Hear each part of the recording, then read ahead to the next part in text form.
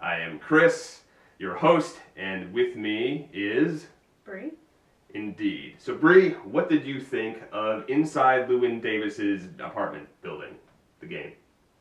When I started it, great. When Yeah. I ended it, a little different, but it's a solid game, solid puzzle game. Yeah, so this game came out a little while ago, I believe. Let me look at my handy little cheat sheet here. June? Prepared it. So it came out in June of 2016, according to the rock solid information I have printed here. So it's been out for a while. Some of you may have played it, some of you may have not. If you're like us, you don't have a lot of time on your hands. So we thought we'd go back and take a look at it. Good game overall, I would agree. There have been people who have been giving this game 10 out of 10, very high scores. Don't know if I would go that far. Not 10.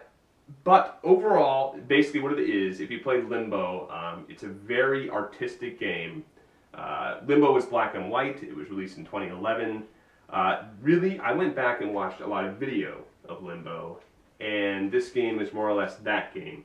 Better graphics, improved mechanics. Probably intentionally so, it follows a lot of the same themes. So basically, you start off as a kid, a random, nameless kid. You start progressing forward. It's great because there is no intro. It's just 2 buttons on a gamepad. You can use a keyboard if you want, but it's just you grab stuff and move it around, and you solve puzzles that way, and you can also jump. And that's pretty much all there is to it. So as you're going through the game, you can kind of get from point A to point B. Like I said, really it's a side-scroller, and it's very simple. It is a puzzle game, I suppose. I don't know if it's the best puzzle game. No, it's puzzle platformer, maybe? I mean, because there's a little bit of jumping and... Sure. But no, not the hardest puzzle game by far. I felt like a lot of times, you know, what do I need to do here? Oh, I'm going to find the box that will get me over the wall. You know, just look for the item that you can interact with one of your 2 buttons and puzzle solved. Yeah, in a lot of the puzzles, it doesn't really give you alternate ways to do it like you would see in Portal or like you'd see maybe in some other games. I'm not a puzzle game master. I don't know how all the puzzle games work. I did not play Monkey Island. I played Machinarium when that came out. I have limited exposure to this, but for me, it felt like most of the puzzles were actually pretty easy.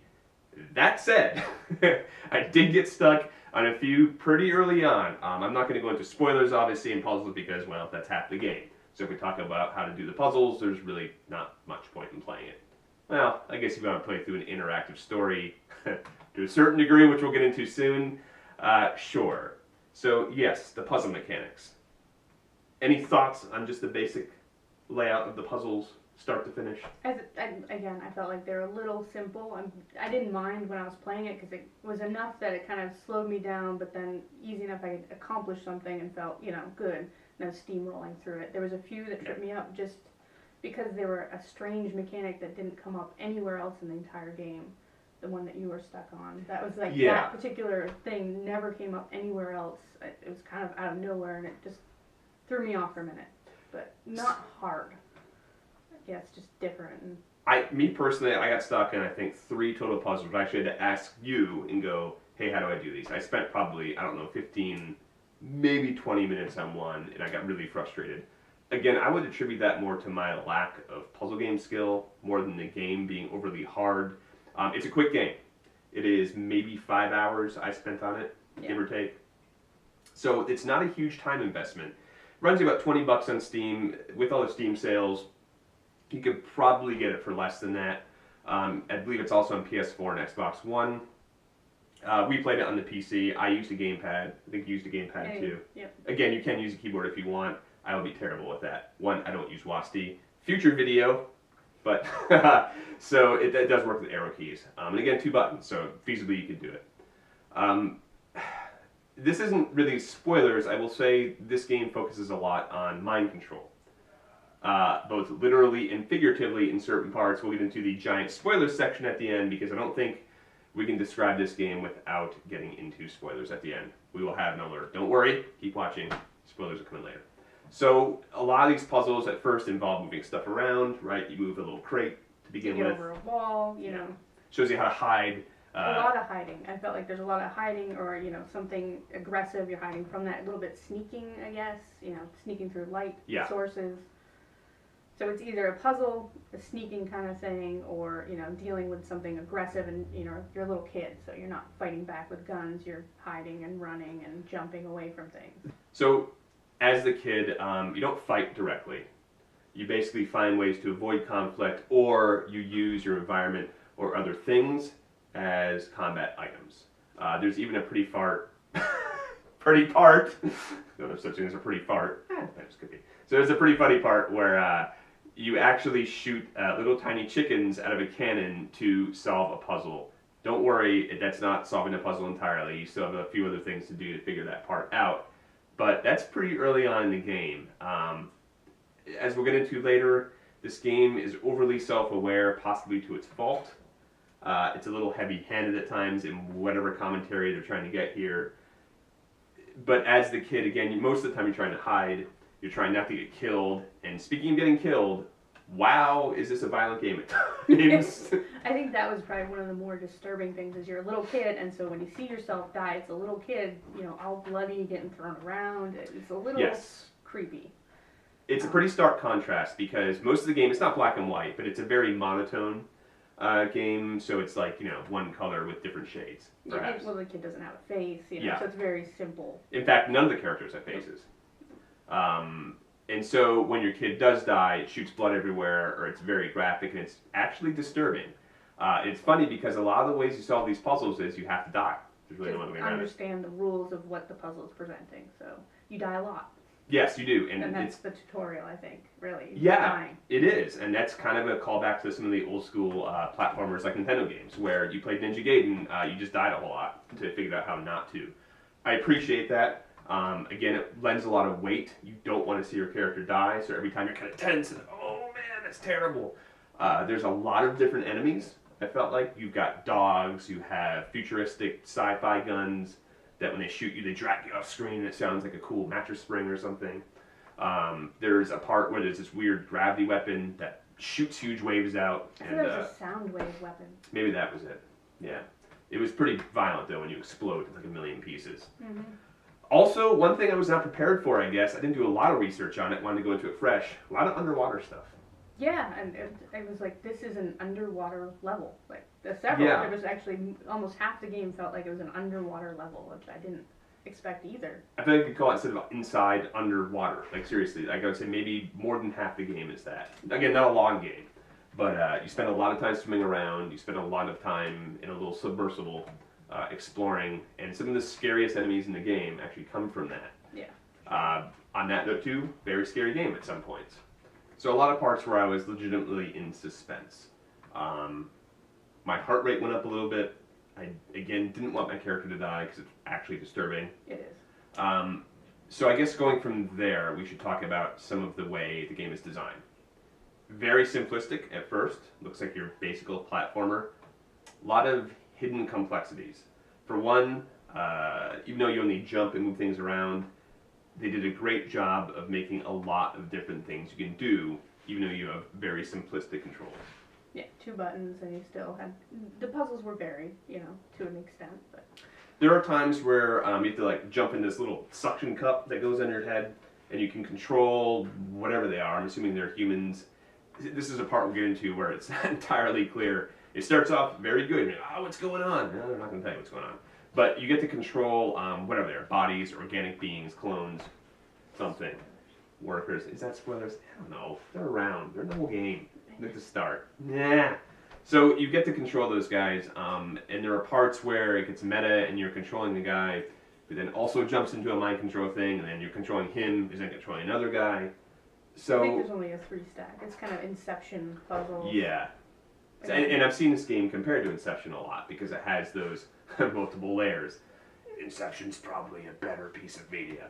But overall, I liked how, even though it was a platformer, it felt like there were various layers, and it felt like it was a living world. A lot of times in the background, you had things happening. You had little scenes playing out in the back, or you had a very interesting background with a very stylized cityscape. It didn't just look like flat, plasterboard. It didn't feel flat. There was definitely some parts where you came into a different area, and it felt like the world just suddenly opened up, and you were limited to the little cityscape that you were scrolling through. It didn't feel flat. There's definitely a lot of depth in the scenery, for sure. Yeah, and there were certain parts, again, I imagine are intentional, where the developers made it so that if you could somehow rotate the camera, or if you could maybe jump on a different level, you could access the parts you needed to get to. So it was almost like they're toying with you. They would have little ledges that would come out, but you couldn't get to them because they're in the background, and you know you're a little one-dimensional character if you can't get around. I think most of this game, as we'll talk about soon, is a commentary on gamers as a whole. So that also reminds me of the way the game is animated. Special call out to whoever the animator was. I don't know who specifically it was. Too lazy to do that research. I'm sure it was in the credits somewhere. But a magnificent job. Right when the game starts out, your little character is very fluid and realistically animated. And there are parts where he's running and you kind of jump over a log. He almost trips and falls on himself. And you're like, oh no, don't fall over.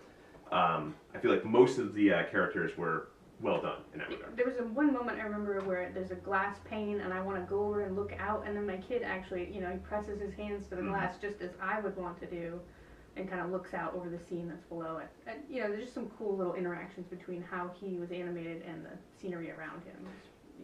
Going over something, he's got hands out. It's cute. Simple animations, but good. Mm-hmm. And there's a lot of parts too in the background that we talked about where instead of just being an empty city or an empty factory, there are things going on. You will see lines of people here and there. You'll see bits of wildlife, such as the dogs, and they all move around and kind of fall over like you'd expect them to. And it makes it feel weird in a sense because platformers typically are not that way for the most part. Maybe Prince of Persia going far back, but usually it just feels like a little static guy doing the same little animation every time. This didn't feel like that. This felt like you're controlling somebody who could get really messed up. Mm-hmm. So yeah, good on you, random animator who I feel like looking up. A+. So yeah. But just the world in general, I really liked how they used, light to make it. It felt beautiful. Like I liked. My favorite part of the game was actually just going through it and experiencing the world. A lot of places where the light just looked nice. I mean, even for just a little platformer kind of game, I thought it was pretty. Like that was, I'd say, my takeaway is my favorite part of that game. Sure. Gorgeous game. Yeah. Very good looking game. I'm sure you could run it on pretty much anything. We've got pretty good computers here. You have a 970? No, 1070? Yes. You got 1070, I have a 980. And we have decent processors, Core i5s. Ran fine. I mean, I think you could probably run it in bare minimum specs and be no problem. Yeah. And no slowdowns, no hiccups, no crashes that I could detect. Nope. Ran pretty rock solid. Yeah, I mean, there's not a lot of options either. That's kind of be expected with a game like this. I mean, the main menu is like start, finish, exit game. Was there even a menu? Was it you just were like in the world or something? Yeah, no, it starts up and you can begin game, etc. Okay. But I felt like I was just into the game. There's no tutorial, no story, no well, that's nothing. true. Yeah. And I appreciated that. Actually. Yeah, again, very similar to Limbo. Mm-hmm. The exact same way Limbo started too. So at some point, I think we're getting to the point where we have to start talking about story because I went into this game again not knowing a whole lot. I knew zero. Besides that, it was coming from the guys that made Limbo. Yeah. Knew nothing. And Limbo was pretty trippy by itself. They were notoriously tight-lipped for not giving any information on what it meant. A lot of interpretations. When I went and started playing, it's a very cool world. You're not sure if you're running away. You're not sure if you're trying to break in. It becomes very clear what you're doing later on in that regard. I was really expecting a very tight, coherent story with a beginning, maybe a character arc, crisis in the middle, your traditional storytelling devices, and perhaps a very satisfying conclusion. Nope! You're not going to get that. And boy, are you not going to get that for reasons we'll talk about soon. I appreciated what they're trying to do. So there's zero exposition, there's no text, there's no nothing. But you do, from the world that you're going through, get an idea of what's going on, slightly. You sure? Well, to start, you're definitely intrigued. It's definitely doing the plot thing of asking questions. There's a lot of questions that are coming up as you're going through. There are questions, all right. Them is another thing, but I definitely, the first half, 3/4 of the game, I was intrigued. I wanted to just keep going. I wanted to know what's going on. So, without ever having a bit of text on the screen, I was captivated by the opening of the story. Yes, I would agree with that. I was okay. And I appreciate that effort to try to do storytelling that way. Whether it's home run, no. I wouldn't say it's a home run, but I did appreciate that, kind of experience. And to point out, no dialogue, limited music. Zero. Very little communication other than what's happening on the screen. I love that. Great. Do more of that. If you guys have watched Stranger Things, pretty recent phenomenon on Netflix, 80s throwback, this had a Stranger Things vibe to it, I felt like, maybe because it's fresh in my mind, where it's a little retro, being a platformer. It's based on a kid, so you have that youth component, a little bit of nostalgia. Again, I really got into the game. I would say 3 or 4 hours in, I was loving it. I was like, man, this is building into something awesome. I can't wait to see what's happening, what's going on here. And then, holy fuck, it just goes off the rails. Perhaps in a good way, maybe in a bad way. Maybe, see, this is the problem. Am I too smart for the game? Is the game too smart for me? Yeah. I felt like it was interesting, but it was just kind of too open-ended of a story to interpretation. One person might have gotten something, and not in a good way. Yeah. It felt like maybe just too ambiguous as to what they were trying to tell us. Also, you're seeing our mascots here, which is Savannah and Zelda. They're the Atomic Facepalm Steeds. And as you go through the game some more, you discover, at least I did fairly early on, there are secrets. I think there's one pretty early on that's just blatant. It's, it's kind of almost flashing there. I might have actually missed that one. No, I think you got it, and it was the first secret that I found anyways. It's there, like on the screen, you're like, what's that? And then you discover a little secret. Yeah. This isn't too spoilery, I don't feel like. I think probably I did see it. My understanding after researching it, there's maybe 13 or something like that.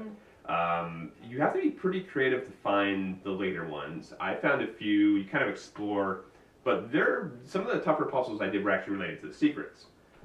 It's weird, like you said, because you don't really know what they're doing. Yeah, you just know that it's a secret, and you can complete the little secret, and then you move on, and you think, well, there'll be a payoff in the end. Yeah, you get like an achievement for each one, and it says something different. It's hilarious going with the game. It just doesn't really tell you. It's like, oh, random thing. Okay, great, I got an abstract achievement, cool.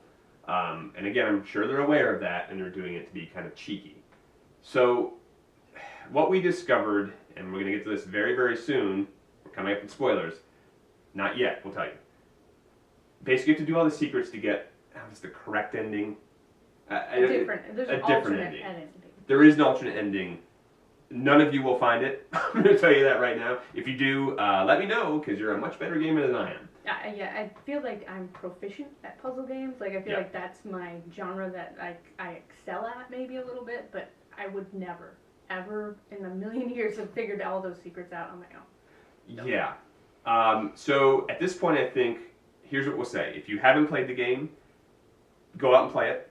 Absolutely worth your time. Not much of a time investment or a financial investment.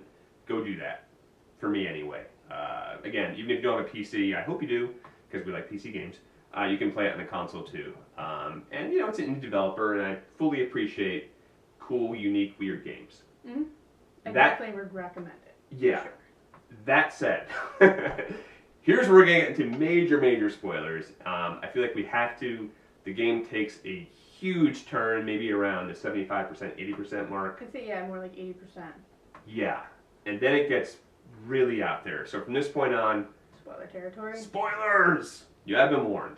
Spoiler tag here, there.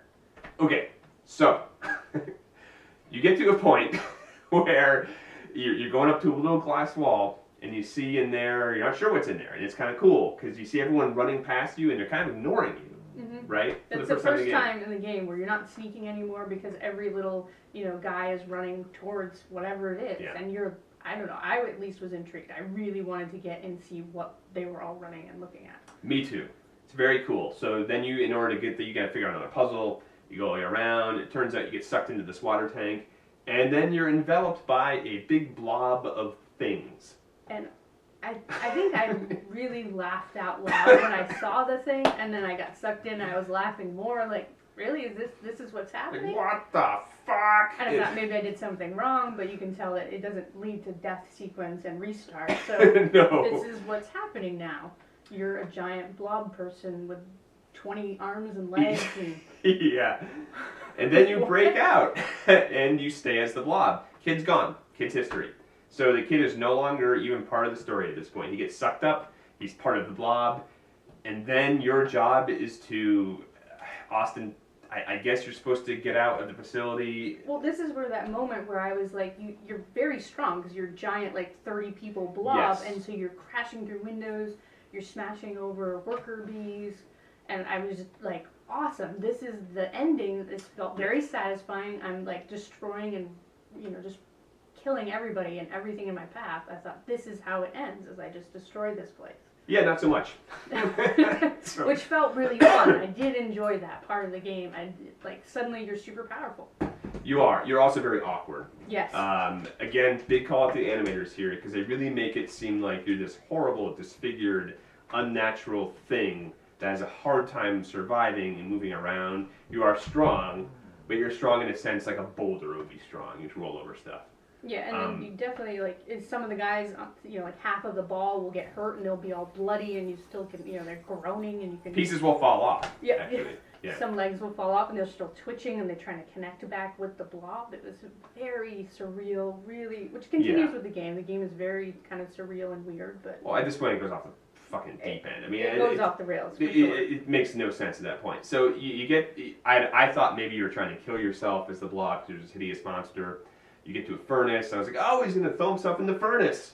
That makes sense. You're all sad. You'll have a terrible ending. It's going to show that humanity is sorry that they made this thing. No, you just get the box to catch on fire and another puzzle to do. Yeah. And then there's a slight call out I noticed where you go past a little diorama. It's the side of a cliff. At the bottom is a beach. It's in like a little glass case. Hard to see it unless you really kind of, or maybe it's easy. Maybe everyone else saw it too. I don't know. Then, after a lot of toil, you eventually get out, and again, it's kind of weird because you get the help of the people. Yeah, they're kind of like trying to let you through, so you sometimes have to like throw something to them. They help you, activate the item. You use the item to complete the puzzle. They then trap you, but it's suggested that it's kind of a fake trap to sort of lead you into thinking you're trapped. It goes on, and then you get out, and you fall down the same cliff that was shown in the diorama. And then it ends as you're a blob on a beach, and all of a sudden you can't do anything. You can't control it. And at first, you're not dead. I thought it was dead. No, I did too, but you're still kind of pulsing. Yeah, and you can't move, and I thought maybe for a second it crashed, and Yeah, it's a really long pause before the credits roll. roll. It's minutes. I would say a minute or two. At least a minute, and I was kind of that whole time like... yeah, did the game break? What happened is this isn't it, right? This isn't... I'm not just a blob on the beach in the sunbeam. Like, what? Roll credits! That's exactly what happens. Story finished. Yeah, that's it. So, lots of interpretations. I did a lot of research on this, a lot of Redditing, a lot of Wikipedia, and just random forums. And there are all sorts of theories, as you can imagine. The most popular one is that the blob of the guys represents gamers, us. It represents most of the mainstream gamers as a whole. And you're this terrible, horrible blob of things that has trouble getting around and is awkward and just wants to get out and beat the game. And I think that's backed up by the second ending.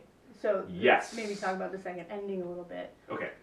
So you complete all your secrets, and then you get to a special spot where you can see on a little board lit up which secrets you've completed. But that's just a secret getting things. I didn't see that spot. Yeah, so that's like, all along you'll see these clues. There's like a little yellow cord that leads you to where a secret is.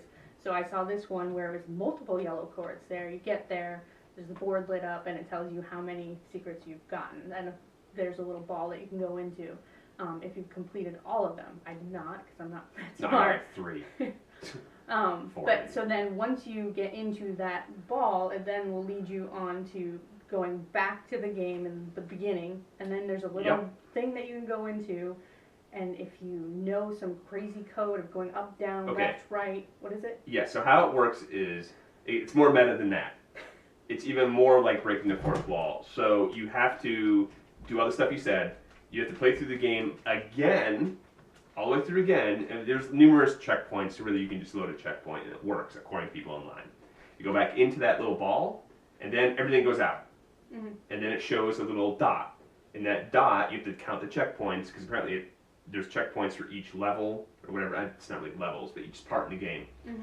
You go back to the cornfield, whatever part that is, and there's a little door you have to find, and you go into the hatch, and you go into the bottom, and that's when you find the little code you're talking about. But don't you have to listen?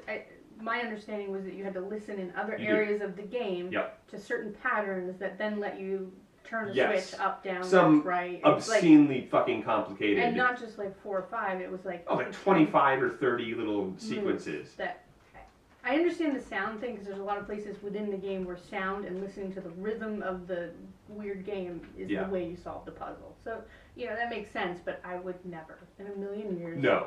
Nor after I've completed a game where I lay dead on a beach, and I'm very motivated to go back through. I'm feeling a little depressed, honestly. So, apparently again, people are thinking that was the point, which is most gamers are going to play this because we're dumb, stupid gamers. We're going to play it and go, well, that's the end, next game. But only the elite 1% of the gamers will have the audacity and the smarts to go through this game and discover all the secrets on their own, and figure out the fourth wall, and to break that fourth wall, and to do all this stuff to get to the point where you get to this puzzle.